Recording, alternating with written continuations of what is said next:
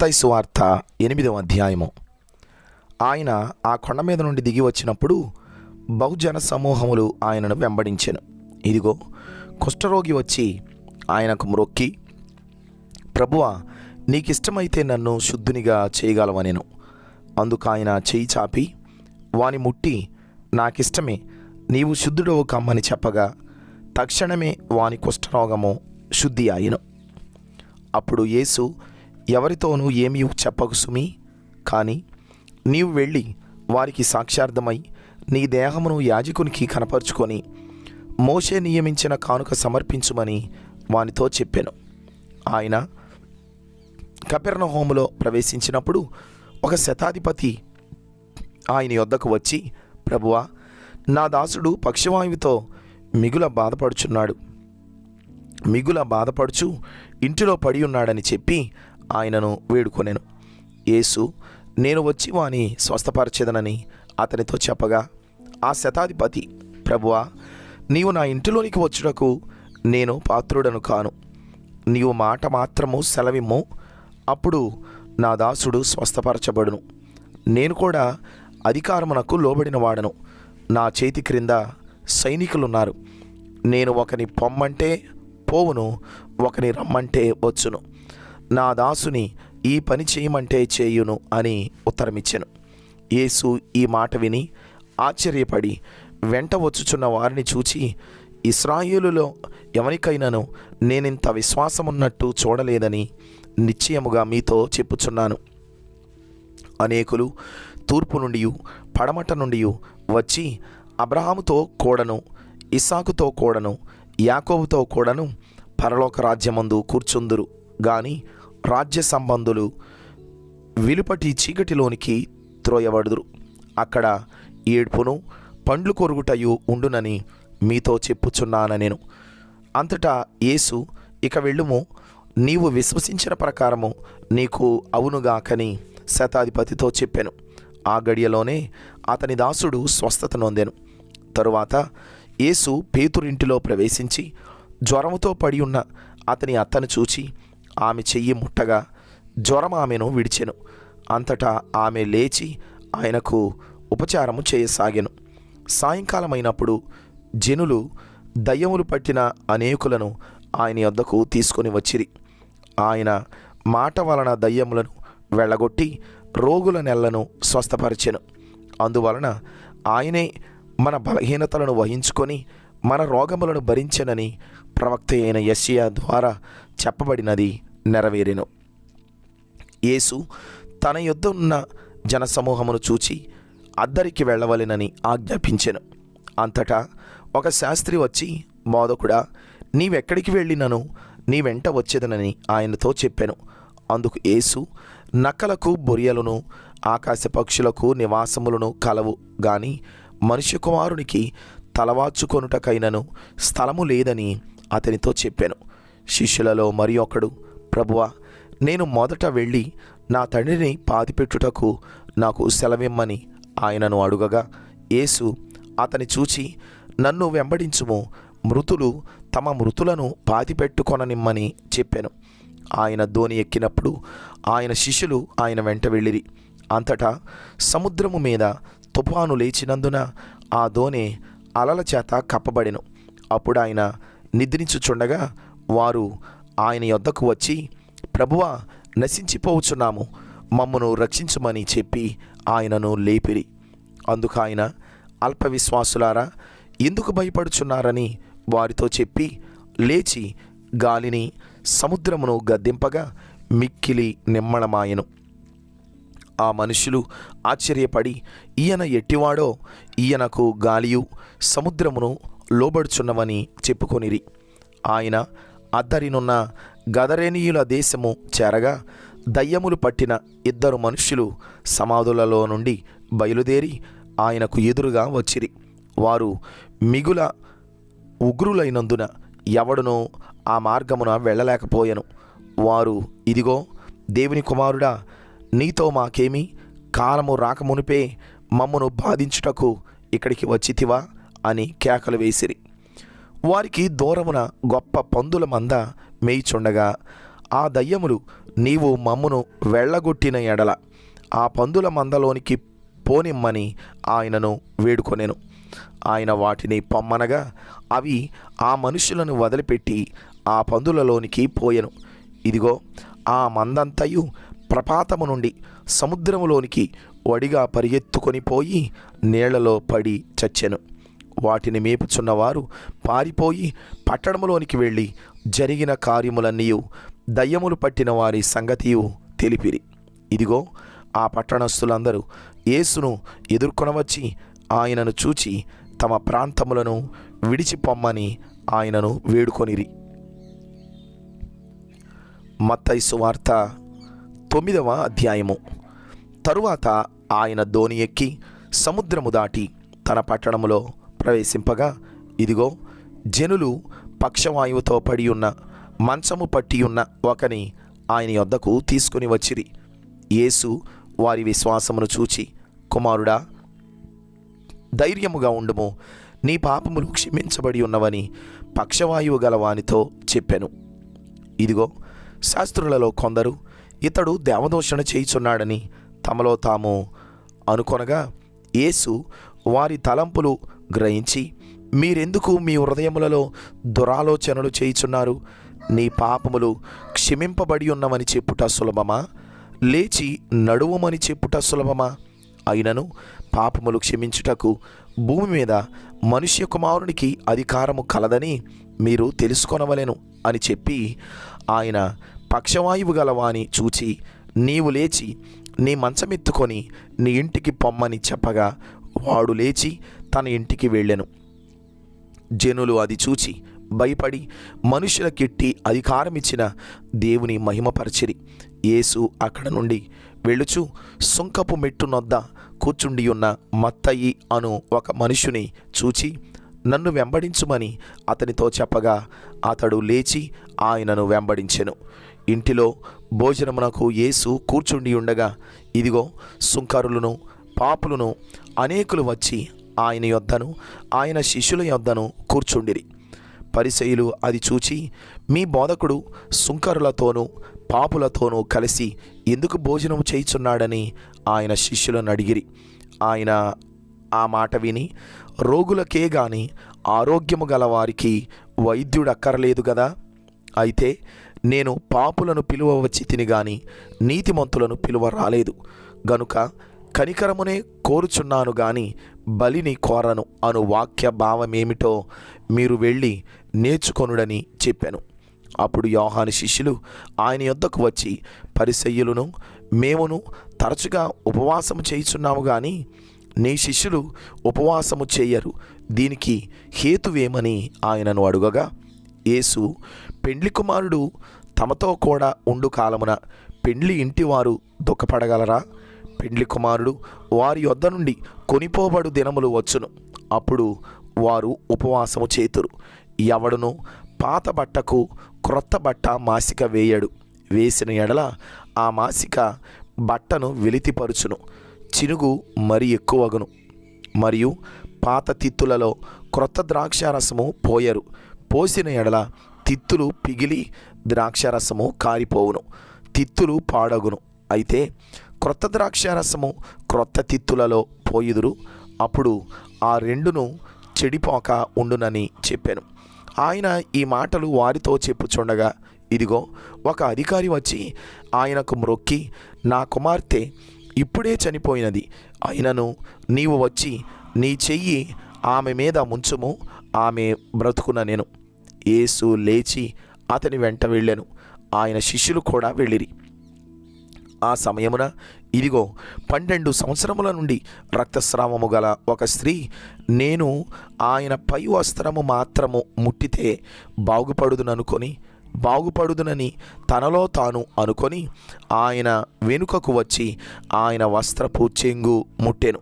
యేసు వెనుకకు తిరిగి ఆమెను చూచి, కుమారి, ధైర్యముగా ఉండుము, నీ విశ్వాసము నిన్ను బాగుపరిచెనని చెప్పగా ఆ గడియ నుండి ఆ స్త్రీ బాగుపడెను. అంతలో యేసు ఆ అధికారి ఇంటికి వచ్చి పిల్లన గ్రోవులు వాయించు వారిని, గొల్లు చేయిచుండు జనసమూహమును చూచి స్థలమియుడి, ఈ చిన్నది నిద్రించుచున్నదే గాని చనిపోలేదని వారితో చెప్పగా వారాయనను అపహాసించిరి. జనసమూహమును పంపివేసి ఆయన లోపలికి వెళ్ళి ఆమె చెయ్యి పట్టుకొనగానే ఆ చిన్నది లేచెను. ఈ సమాచారము ఆ దేశమంతటను వ్యాపించెను. యేసు అక్కడ నుండి వెళ్ళుచుండగా 2 గుడ్డివారు ఆయన వెంట వచ్చి, దావీదు కుమారుడా, మమ్మను కనికరించుమని కేకలు వేసిరి. ఆయన ఇంట ప్రవేశించిన తరువాత ఆ గుడ్డివారు ఆయన యొద్దకు వచ్చిరి. యేసు, నేను ఇది చేయగలనని మీరు నమ్ముచున్నారా అని వారిని అడుగగా, వారు నమ్ముచున్నాము ప్రభువా అని ఆయనతో చెప్పిరి. అప్పుడు ఆయన వారి కన్నులు ముట్టి, మీ నమ్మిక చొప్పున మీకు కలుగునుగాక అని చెప్పినంతలో వారి కన్నులు తెరవబడెను. అప్పుడు యేసు ఇది ఎవరికి తెలియకుండా చూచుకొనుడని వారికి ఖండితముగా ఆజ్ఞాపించెను. అయినను వారు వెళ్ళి ఆ దేశమంతటా ఆయన కీర్తి ప్రచురము చేసిరి. యేసును ఆయన శిష్యులను వెళుచుండగా కొందరు దయ్యము పట్టిన ఒక మోగవాని ఆయన యొద్దకు తీసుకుని వచ్చిరి. దయ్యము వెళ్ళగొట్టబడిన తర్వాత ఆ మోగవాడు మాటలాడగా జనసమూహములు ఆశ్చర్యపడి, ఇశ్రాయేలులో ఇలాగు ఎన్నడూ కనబడలేదని చెప్పుకొనిరి. అయితే పరిసయ్యులు, ఇతడు దయ్యముల అధిపతి వలన దయ్యములను వెళ్ళగొట్టుచున్నాడని చెప్పిరి. యేసు వారి సమాజ మందిరములలో బోధించుచు, రాజ్య సువార్త ప్రకటించుచు, ప్రతి విధమైన రోగమును, ప్రతి విధమైన వ్యాధిని స్వస్థపరచుచు సమస్త పట్టణములయందును గ్రామములయందును సంచారము చేసెను. ఆయన సమూహములను చూచి వారు కాపరి లేని గొర్రెల వలె విసికి చెదరియున్నందున వారి మీద కనికరపడి, కోత విస్తారమే గాని పనివారు కొద్దిగా ఉన్నారు గనుక తన కోతకు పనివారిని పంపుమని కోత యజమానుని వేడుకొనుడని తన శిష్యులతో చెప్పెను. మత్తయి సువార్త 10వ అధ్యాయము. ఆయన తన 12 మంది శిష్యులను పిలిచి, అపవిత్రాత్మలను వెళ్ళగొట్టుటకును, ప్రతి విధమైన రోగమును, ప్రతి విధమైన వ్యాధిని స్వస్థపరచుటకును వారికి అధికారం ఇచ్చెను. ఆ 12 మంది అపోస్తుల పేర్లు ఏమనగా, మొదట పేతురనబడిన సీమోను, అతని సహోదరుడగు ఆంద్రెయ, జబదయి కుమారుడగు యాకోబు, అతని సహోదరుడగు యోహాను, ఫిలిప్పు, బర్తలోమయి, తోమా, సుంకరి అయిన మత్తయి, అల్ఫై కుమారుడగు యాకోబు, తద్దయి అను మారుపేరు గల లెబ్బయి, కనానీయుడైన సీమోను, ఆయనను అప్పగించిన ఇస్కరియోతు యోధ. యేసు ఆ 12 మందిని పంపుచు వారిని చూచి వారికి ఆజ్ఞాపించినదేమనగా, మీరు అన్యజనుల దారిలోనికి వెళ్ళకుడి, సమరయుల ఏ పట్టణంలోనైనను ప్రవేశింపకుడి గాని ఇశ్రాయేలు వంశంలోని నశించిన గొర్రెల యొద్దకే వెళ్ళుడి. వెళ్ళుచు పరలోక రాజ్యము సమీపించియున్నదని ప్రకటించుడి. రోగులను స్వస్థపరచుడి, చనిపోయిన వారిని లేపుడి, కుష్ఠరోగులను శుద్ధులనుగా చేయుడి, దయ్యములను వెళ్ళగొట్టుడి.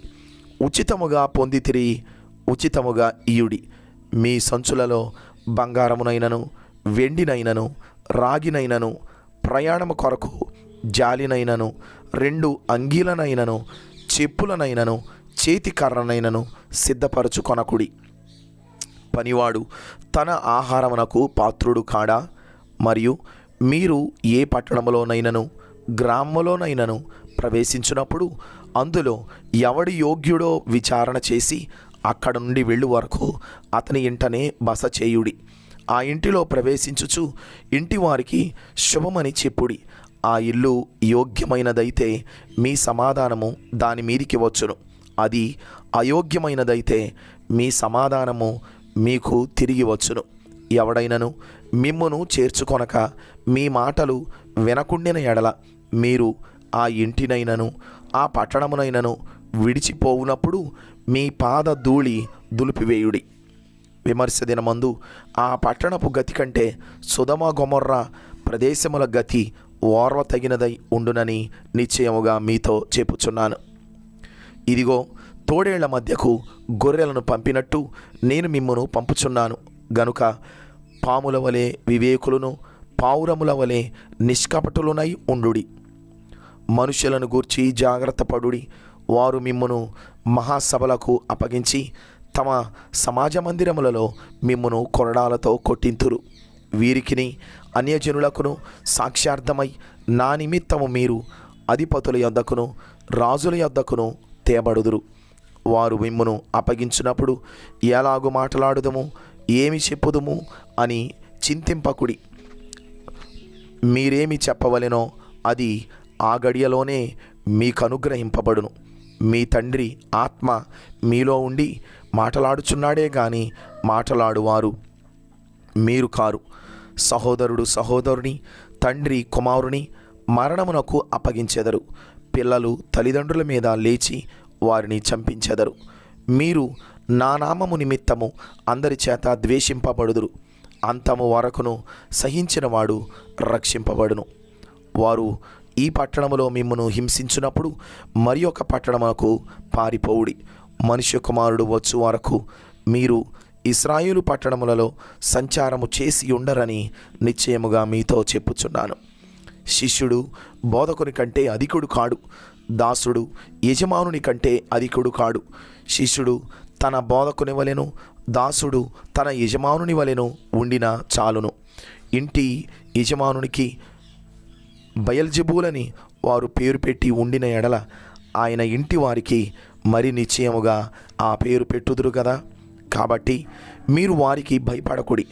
మరుగైనదేదియు బయలుపరచబడకపోదు, రహస్యమైనదేదియు తెలియబడకపోదు.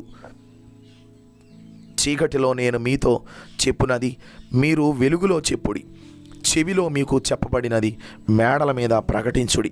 మరియు ఆత్మను చంపనేరక దేహమునే చంపువారికి భయపడకుడి గాని ఆత్మను దేహమును కూడా నరకములో నశింపజేయగలవానికి మిక్కిలి భయపడుడి. 2 పిచ్చుకలు కాసుకు అమ్మబడును గదా, అయినను మీ తండ్రి సెలవు లేక వాటిలో ఒకటైనను నేలను పడదు. మీ తల వెంట్రుకలన్నీ లెక్కింపబడి ఉన్నవి గనుక మీరు భయపడకుడి. మీరనేకమైన పిచ్చుకల కంటే శ్రేష్ఠులు. మనుషుల ఎదుట నన్ను ఒప్పుకొనువాడెవడో పరలోకమందున్న నా తండ్రి ఎదుట నేనును వానిని ఒప్పుకొందును. మనుష్యుల ఎదుట ఎవడు నన్ను ఎరుగననునో వానిని పరలోకమందున్న నా తండ్రి ఎదుట నేనును ఎరుగనందును. నేను భూమి మీదికి సమాధానమును పంపవచ్చి తినని తలంచుకుడి. ఖడ్గమునే గాని సమాధానమును పంపుటకు నేను రాలేదు. ఒక మనుషునికిని వాని తండ్రికిని, కుమార్తెకును ఆమె తల్లికిని, కోడలికిని ఆమె అత్తకును విరోధము పెట్టవచ్చి తిని. ఒక మనిషిని ఇంటివారే అతనికి శత్రువులగుదురు. తండ్రినైనను తల్లినైనను నాకంటే ఎక్కువగా ప్రేమించువాడు నాకు పాత్రుడు కాడు. కుమారునినైనను కుమార్తెనైనను నాకంటే ఎక్కువగా ప్రేమించువాడు నాకు పాత్రుడు కాడు. తన సిలువను ఎత్తుకొని నన్ను వెంబడింపని వాడు నాకు పాత్రుడు కాడు. తన ప్రాణము దక్కించుకొనువాడు దాని పోగొట్టుకొనును గాని నా నిమిత్తము తన ప్రాణము పోగొట్టుకొనువాడు దాని దక్కించుకొనును. మిమ్మును చేర్చుకొనువాడు నన్ను చేర్చుకొనును, నన్ను చేర్చుకొనువాడు నన్ను పంపిన వానిని చేర్చుకొనును. ప్రవక్తను చేర్చుకొనువాడు ప్రవక్త ఫలము పొందును. నీతిమంతుడని నీతిమంతుని చేర్చుకొనువాడు నీతిమంతుని ఫలము పొందును. మరియు శిష్యుడని ఎవడు ఈ చిన్నవారిలో ఒకనికి గిన్నెడు చన్నీళ్లు మాత్రము త్రాగనిచ్చునో వాడు తన ఫలము పోగొట్టుకొనడని నిశ్చయముగా మీతో చెప్పుచున్నాను. మత్తయి సువార్త 11వ అధ్యాయము. యేసు తన 12 మంది శిష్యులకు ఆజ్ఞాపించుట చాలించిన తరువాత వారి పట్టణములలో బోధించుటకును ప్రకటించుటకును అక్కడ నుండి వెళ్ళిపోయాను. క్రీస్తు చేయుచున్న కార్యములను గూర్చి యోహాను చెరసాలలో విని, రాబోవు వాడవు నీవేనా, మేము మరి ఒకరి కొరకు కనిపెట్టవలెనా అని ఆయనను అడుగుటకు తన శిష్యులను అంపెను. యేసు వారిని చూచి, మీరు వెళ్ళి విన్నవాటిని కన్నవాటిని యోహానుకు తెలుపుడి. గ్రుడ్డివారు చూపు పొందుచున్నారు, కుంటివారు నడుచుచున్నారు, కుష్ఠరోగులు శుద్ధులగుచున్నారు, చెవిటివారు వినుచున్నారు, చనిపోయిన వారు లేపబడుచున్నారు, బీదలకు సువార్త ప్రకటింపబడుచున్నది, మరియు నా విషయమై అభ్యంతరపడని వాడు ధన్యుడని ఉత్తరమిచ్చెను. వారు వెళ్ళిపోవుచుండగా యేసు యోహాను గూర్చి జనసమూహములతో ఇలాగూ చెప్పసాగెను. మీరేమి చూచుటకు అరణ్యములోనికి వెళ్ళితిరి? గాలికి కదలుచున్న రెల్లునా? మరి ఏమి చూడ వెళ్ళితిరి? సన్నపు బట్టలు ధరించుకున్న మనుష్యునా? ఇదిగో, సన్నపు బట్టలు ధరించుకుని వారు రాజగృహములలో ఉందురు గదా. మరి ఏమి చూడ వెళ్ళితిరి? ప్రవక్తనా? అవును గాని ప్రవక్త కంటే గొప్పవానినని మీతో చెప్పుచున్నాను. ఇదిగో, నేను నా దూతను నీకు ముందుగా పంపుచున్నాను. అతడు నీ ముందర నీ మార్గమును సిద్ధపరచును. అవి ఎవని గూర్చి వ్రాయబడినో అతడే ఈ యోహాను. స్త్రీలు కనిన వారిలో బాప్తిస్మమిచ్చు యోహాను కంటే గొప్పవాడు పుట్టలేదని నిశ్చయముగా మీతో చెప్పుచున్నాను. అయినను పరలోక రాజ్యములో అల్పుడైన వాడు అతని కంటే గొప్పవాడు. బాప్తిస్మమిచ్చు యోహాను దినములు మొదలుకొని ఇప్పటి వరకు పరలోక రాజ్యము బలాత్కారముగా పట్టబడుచున్నది. బలాత్కారులు దానిని ఆక్రమించుకొనుచున్నారు. యోహాను కాలము వరకు ప్రవక్తలందరూ ప్రవచించుచూ వచ్చిరి, ధర్మశాస్త్రము సహా ప్రవచించుచూ నుండెను. ఈ సంగతి అంగీకరించుటకు మీకు మనస్సుంటే రాబోవు ఏలియా ఇతడే. వినుటకు చెవులు గలవాడు వినుగాక. ఈ తరము వారిని దేనితో పోల్చుదును?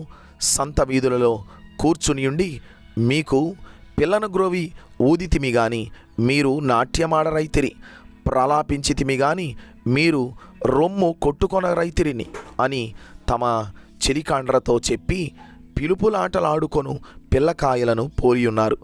యోహాను తినకయు త్రాగకయు వచ్చెను గనుక వీడు దయ్యము పట్టినవాడని వారు అనుచున్నారు. మనుష్య కుమారుడు తినుచును త్రాగుచును వచ్చెను గనుక ఇదిగో వీడు తిండిబోతును మద్యపానీయు సుంకరులకును పాపులకును స్నేహితుడు అని వారు అనుచున్నారు. అయినను జ్ఞానమని దాని క్రియలను బట్టి తీర్పు పొందుననెను. పిమ్మట ఏ ఏ పట్టణములలో ఆయన విస్తారమైన అద్భుతములు చేసెనో ఆ పట్టణముల వారు మారు మనసు పొందకపోవుట వలన ఆయన వారిని ఇట్లు గద్దింపసాగెను.